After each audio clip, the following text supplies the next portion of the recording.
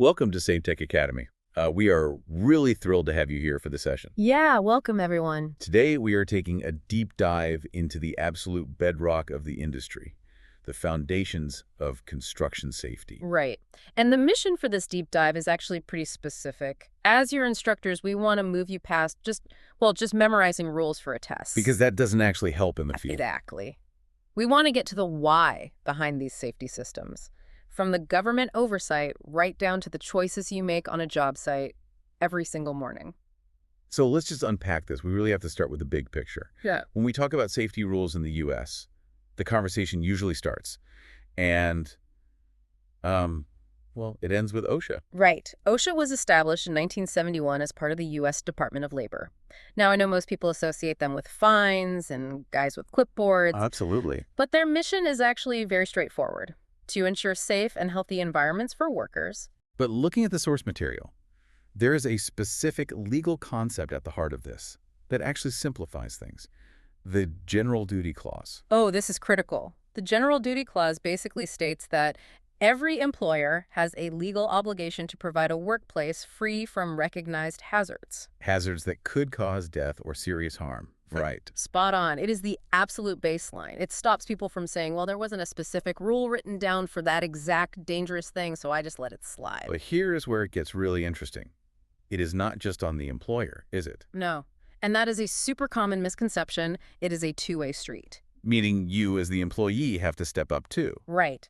While employers provide the safety program, and the gear employees can totally be held liable if they fail to follow those standards. Or if they refuse to use the provided PPE. Yes. Personal protective equipment. You simply cannot outsource your own survival. Okay, so we know who is responsible.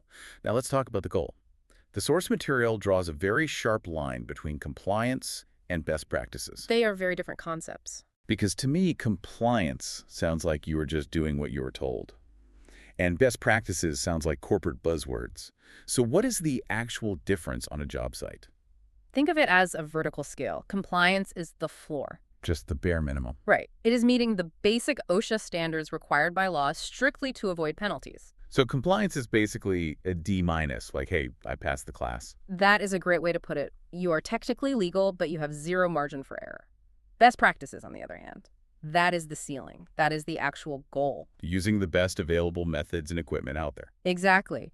Best practices often exceed OSHA requirements because laws are really slow to change, but technology moves fast. You don't want to just be legal. You want to be effective. I love that analogy. Aim for the ceiling, not the floor. Now let's shift gears to when things go wrong. We have two terms that sound similar but mean very different things: accident and incident.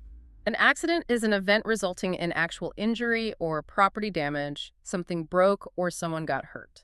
And an incident. Often called a near miss. It is an undesired event where no one got hurt, but under slightly different circumstances they easily could have. So an incident is basically a lucky break.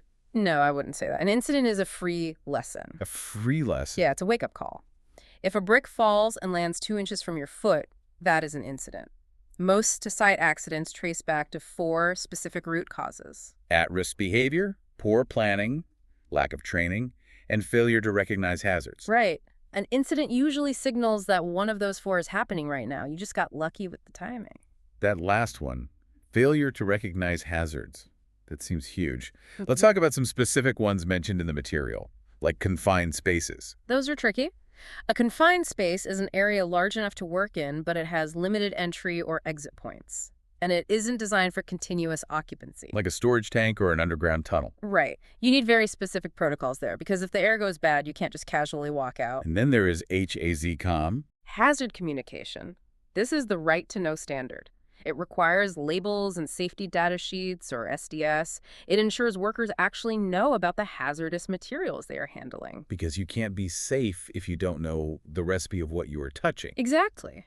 Which brings us to the ultimate solution: proactive safety programming.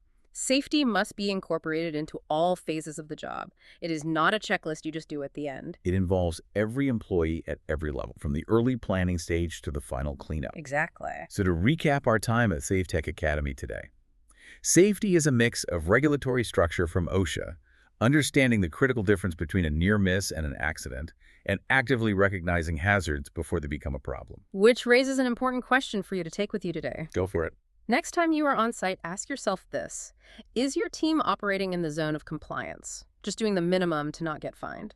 Or are you actually utilizing best practices? Because that is the difference between a site that looks safe on paper and one that actually brings everyone home at night. Class dismissed from Safe Tech Academy. Thanks for listening.